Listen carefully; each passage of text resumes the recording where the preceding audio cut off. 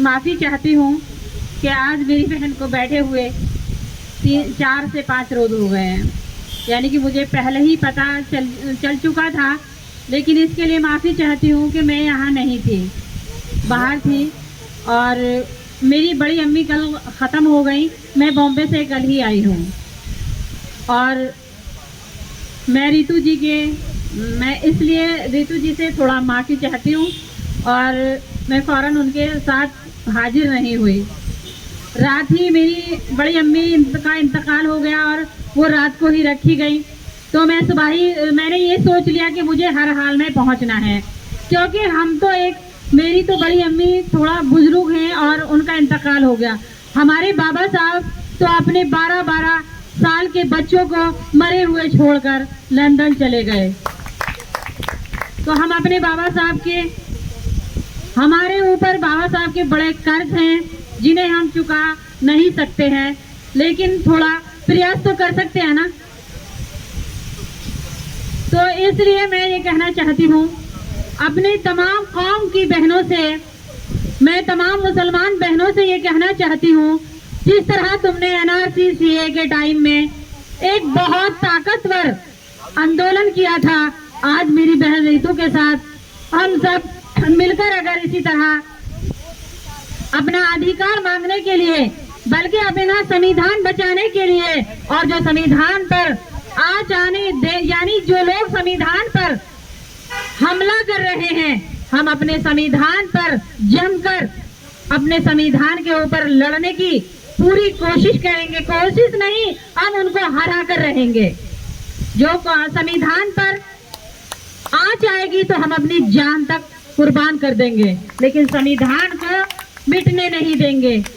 जिस तरह हम मुसलमान अपने कुरान पर आवाज उठाते हैं और अपने कुरान के लिए कुर्बान होने के लिए तैयार हैं, हम अपने भारत के लिए और भारत के संविधान के लिए तमाम मुसलमानों को इसी तरह कुर्बान होने के लिए तैयार हो जाना चाहिए कि हम अपने संविधान को मिटने नहीं देंगे। क्योंकि बाबा साहब के हमारे ऊपर बहुत कर्ज है और हम कर्ज नहीं चुका सकते, तो कम से कम अपने संविधान को तो बचा सकते हैं। इसलिए मेरा तमाम मुसलमान बहनों से और भाइयों से एक अपील है कि तमाम के तमाम यहाँ पर मेरी बहन रितु के साथ में आकर खड़े हो जाएं। और मैं आज से जब तक ये आंदोलन खत्म नहीं हो जाता, मैं दिन और रात अपनी बहन के साथ यहाँ मौजूद रहूंगी। जब तक हमारा इंसाफ नहीं मिलेगा, हम यहाँ से नहीं हटेंगे।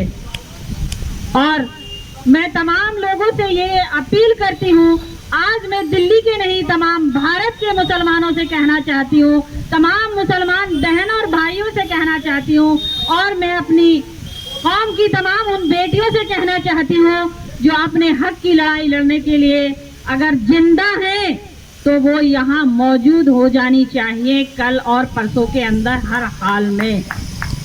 और मैं तो इंशाअल्लाह अपनी बहन रितु के साथ हमेशा बैठी रहूंगी जब तक हम यहाँ से नहीं हटेंगे, जब तक हमें इंसाफ नहीं मिल जाता, हमें अपना अधिकार नहीं मिल जाता। और इंशाअल्लाह मैं ये कहना चाहती हूँ कि अगर हम रितु को बिल्कुल जरासी सी भी अगर आँच आएगी तो उससे पहले हम उसके सामने अपने आप को, अगर उनको कोई जरासी से तकलीफ हुई तो फिर हम अपना सीना खुद ताने खड़े हैं कि उनको तकलीफ बाद में होगी, पहले हमें होगी। अल्लाह हाफिज। इनकलाब, इनकलाब।